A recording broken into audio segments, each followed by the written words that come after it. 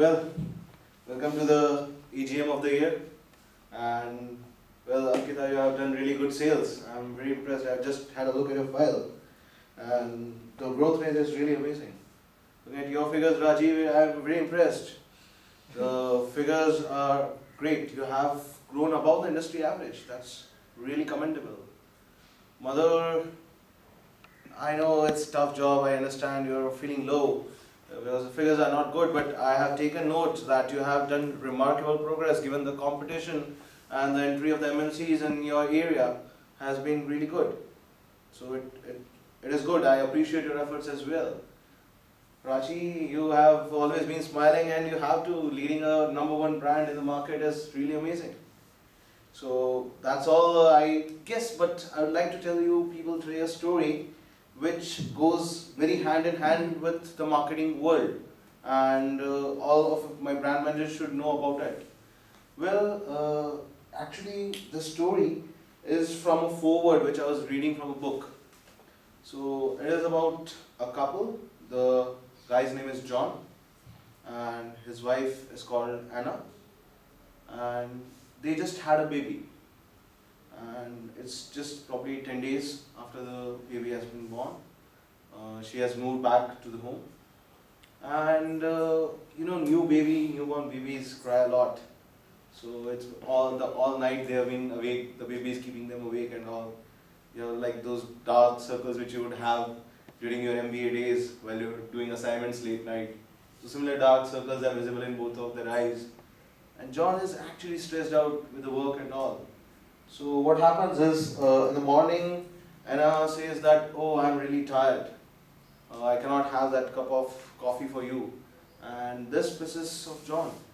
He says, how could you do this to me? Have you not been realizing that I'm overstressed by my work? So Anna replies that, oh, but I had a long night. I was not able to sleep. The baby woke me up 3 times in the night. And it was really difficult for me. Okay, so that's what John said. He just said, okay, I'll leave. While he was leaving, while I was just checking out of the door, Anna told him that, John, can you get me a box of medicine? I am having headache. Can you get me one box of headache pills? So John said, okay, I'll get you one, but I'm getting really late for work. Shall I ask my brother to do it? She said, no, never mind, I'll take care of it, not an issue. So he said, okay, let me leave, I'm already getting late. So he left for work. And the whole day she was aching in pain. She had called his brother and asked him to bring the medicine. And by the evening, by the night, he didn't return with the medicine at all. He didn't came back as well. And she was fully in pain. And John came back. What do you think would have happened? What do you think? What would have happened? What would have Anna said if you were Anna? What would be your feelings at that time?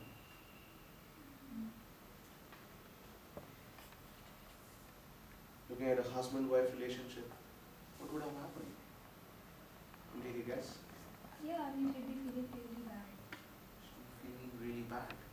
Exactly, she had been feeling really bad. She was all day aching in pain.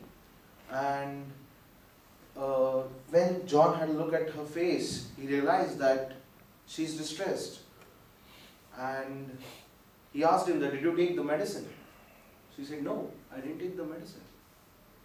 I didn't get it. Your brother has not brought it. He told him that you should have called me. I would have brought it for you. And she said that I didn't want to trouble you. You were so busy with your work and you were really stressed out. I didn't want to increase the stress on you. And then he got really furious. He was already stressed out and he felt that she was blaming him for all the trouble she was facing, all the pain she was facing. And then a fight ensued. And as usual, they were like, it carried on for a while, and then John was leaving towards the door.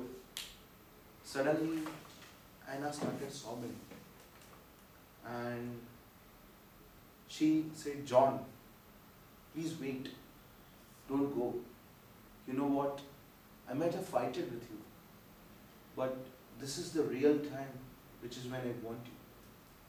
Please come and sit beside me. Just hold my hand.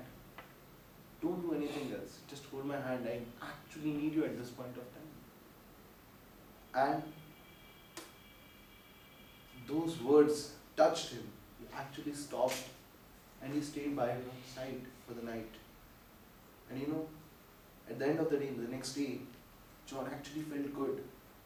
He actually realized that what he had been doing, he had not been listening to her.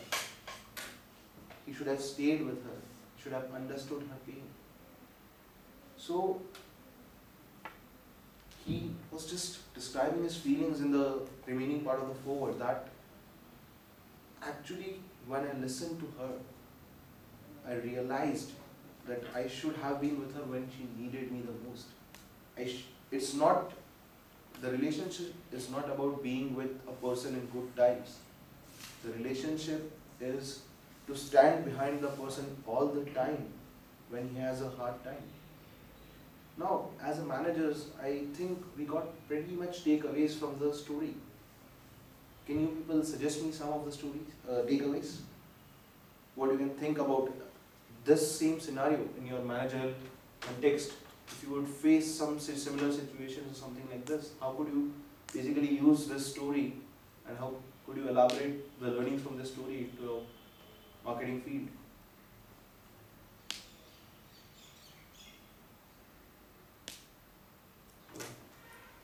Any takeaways which you feel? To the marketing field, that is. Yeah. No, I mean, the one takeaway that I can get from here is like I should probably give more importance to my personal life. Personal life, okay. This is what I kind of got. Okay, okay. Fine.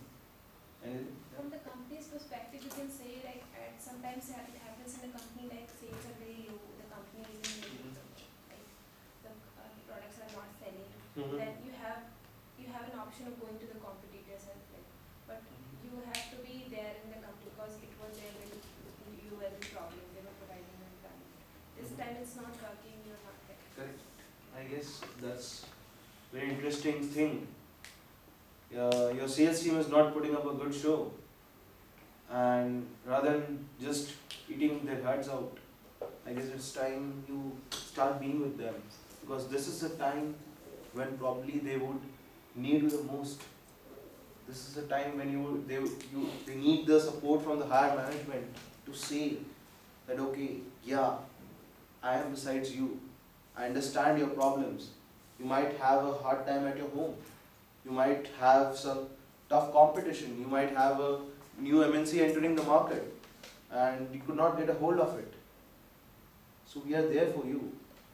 One more thing probably which I also got from the story was that actually sometimes it becomes very important to say things which are obvious. Anna realized that John knew that she was in distress. But had she not said those words, that please stay with me, I need your help, he would not have stayed. They would have a fight and things would not have been normal. So probably at times it becomes obvious that you would find that your sales team is trying to communicate you something, but they are not coming up with you directly. You can go up to them, you can ask questions, you can inquire about the matter. And sometimes you might feel that okay, you are appreciating them, but going to them, approaching them and telling them it very clearly would make a lot of sense. Clearing your expectations from them, communicating your goals very clearly to them. That is also really important. So that is what I wanted to highlight today in this meeting. Thank you very much. Okay.